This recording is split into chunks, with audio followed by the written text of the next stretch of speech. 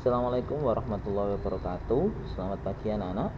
Hari ini berjumpa kembali dengan Pak Afif. Kita akan memasuki ke tema yang ke-6, subtema 1, pembelajaran 1 dan 2. Sebelum pembelajaran ini kita mulai, mari kita membaca Bismillahirrahmanirrahim terlebih dahulu bersama-sama. 1, 2, 3. Bismillahirrahmanirrahim. Terima kasih. Kita akan lanjut ke halaman selanjutnya karena apa saja yang ada di pembelajaran 1 dan 2 kali ini. Mari kita lanjut di halaman berikutnya. Untuk rangkuman materi kali ini yakni yang pertama, aturan penulisan huruf kapital. Yang kedua, panjang pendek bunyi pada suatu nada atau lagu. Yang ketiga, kita akan mengukur benda dengan berat benda. Yang keempat, huruf tegak bersambung. Yang kelima, aturan yang harus dipatuhi. Dan yang keenam, variasi gerak berjalan. Kita akan kupas satu persatu sambil melihat LKS-nya halaman 4 sampai dengan 9. Kita akan mulai di materi yang pertama. Materi yang pertama yakni tulisan penulisan huruf kapital. Penulisan huruf kapital disebut juga dengan huruf besar. Huruf kapital dipakai pada saat 1. Menulis pertama di awal kalimat. Jadi setelah titik maka harus di awal kata ditulis dengan huruf kapital. Contohnya siswa kelas 2 ada 30. Nah, huruf S di awal kata atau di awal kalimat itu harus besar. Yang kedua, menulis nama orang. Rara dan Wita jalan-jalan. Nah, dilihat mana kalimat nama orang, kata orang, yakni Rara sama Wita. Nah, huruf R sama huruf W itu besar karena nama orang. Nah, selanjutnya yang ketiga, menulis nama tempat. Contohnya Rara tinggal di Surabaya. Nama tempat atau nama kota. Maka huruf S di kata Surabaya yakni harus besar. Yang keempat, menulis nama hari. Setiap hari Senin Rara mengaji. Mana saja yang huruf besar? S. Setiap di kata setiap karena awal kalimat. Terus huruf S lagi di nama hari. Di mana? Di awal kata Senin. Terus lanjut huruf R di kata Rara karena itu merupakan nama orang. Yang kelima yakni menulis nama bulan. Nah, di sini ada contohnya. Beni akan libur pada bulan Maret. Nah, dalam kata Maret huruf M maka harus ditulis dengan huruf besar. Jadi ada 5 aturan menulis huruf kapital, yakni yang pertama di awal kalimat, yang kedua nama orang, yang ketiga nama tempat atau yang keempat hari, yang kelima nama bulan. Nah, ini harus diperhatikan dalam menulis sebuah cerita atau dalam menulis sebuah karangan. Kita akan lanjut ke materi selanjutnya. Selanjutnya yakni panjang pendek bunyi pada nada. Silahkan bisa dilihat juga di LKS halaman 5. Nah, di sini anak-anak ada contohnya. Jika terdapat ada 2 tanda dalam bunyi pada lagu, yakni bunyi pendek dan bunyi panjang. Kalau bunyi pendek itu bentuknya titik, dan kalau bunyi panjang bentuknya garis yang panjang. Bisa dilihat di LKS-nya sesuai dengan contohnya di halaman 5. Kita akan lanjut ke materi yang selanjutnya. Materi selanjutnya yakni pengukuran berat.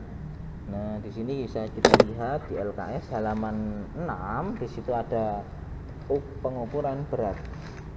Alat untuk mengukur berat suatu benda adalah timbangan. Ada beberapa macam satuan berat adalah yang pertama yang perlu diketahui yakni kilogram. Yang kedua disingkat dengan kg. G dibacanya gram, dan ons dibacanya juga ons. Jadi kilogram disingkat kg dan gram disingkat g. Nah, aturan perubahan ukuran berat di sini ada, di situ di LKS juga ada. 1 kilogram sama dengan 10 ons. 1 kilogram sama dengan 1000 gram, dan 1 ons sama dengan 100 gram. 3 aturan ini perlu diingat untuk kelas 2 kali ini. Jadi 1 kilogram sama dengan 10 ons, 1 kilogram sama dengan 1000 gram, dan 1 ons sama dengan 100 gram. Nah, untuk pengukuran berat cukup sekian. Jadi satuan berat perlu diingat, kilogram, gram, dan ons yang perlu diketahui untuk kelas 2 kali ini.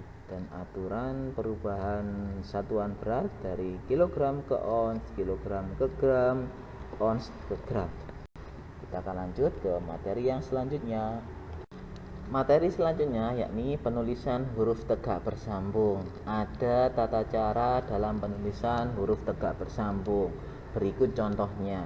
Di sini ada gambar huruf tegak bersambung dari huruf kapital, huruf kecil. Nah, pasti anak-anak sudah bisa cara menulisnya karena sudah pernah diajarkan di Taman Pendidikan Kanak-kanak. Nah, untuk mengetahuinya silahkan dilihat di video kali ini. Bisa dilihat juga di internet juga ada, dan silahkan mencobanya di rumah. Kita akan lanjut ke materi yang selanjutnya. Materi yang selanjutnya yakni aturan yang harus dipatuhi. Di setiap tempat pasti ada aturan, dan aturan itu pun harus dipatuhi, karena kalau memang tidak dipatuhi maka akan kena hukuman. Tata tertib adalah peraturan-peraturan yang harus ditaati dan dilaksanakan oleh setiap orang. Di setiap tempat juga pasti ada tata tertibnya. Jadi kita harus mematuhi dan mentaati apa yang ada di tata tertib tersebut di setiap tempat. Setiap sekolah tentu memiliki tata tertib. Seluruh warga sekolah wajib menaati tata tertib tersebut. Siapa saja warga sekolah? 1. Guru, 2. Siswa, dan yang ketiga siapa saja yang ada di sekolah. Jadi pasti setiap tempat ada tata tertibnya. Bisa dilihat di LKS halaman 8.